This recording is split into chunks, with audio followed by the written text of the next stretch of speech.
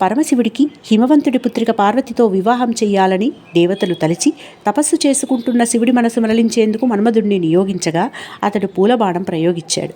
కామదేవుడి వల్ల తనకు తపోభంగం కలిగిందని తెలుసుకున్న శివుడు 3వ నేత్రంతో అతన్ని భస్మం చేశాడు. ఇది తట్టుకోలేని కామదేవుడి భార్య రతీదేవి తన భర్తను బతికించమని వేడుకుంది. శివుడు అనుగ్రహించాడు.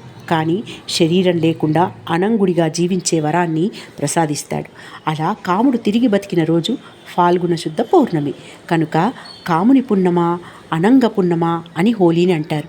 మరి హోలీ గురించి కూడా తెలుసుకుందామా? హిరణ్యకశిపుడు ప్రహ్లాదుణ్ణి విష్ణుభక్తి నుంచి మరలించడానికి తన సోదరి హోలిక సహాయం కోరగా హోలిక ప్రహ్లాదుణ్ణి ఒడిలో కూర్చోపెట్టుకుని అగ్నిలోకి దూకింది. విష్ణుమాయతో ప్రహ్లాదుడు రక్షణ పొందాడు. కానీ హోలిక మరణిస్తుంది. దానికి గుర్తుగా మనం హోలీ పండుగను జరుపుకుంటాము. మరి హ్యాపీ హోలీ, సేఫ్ హోలీ.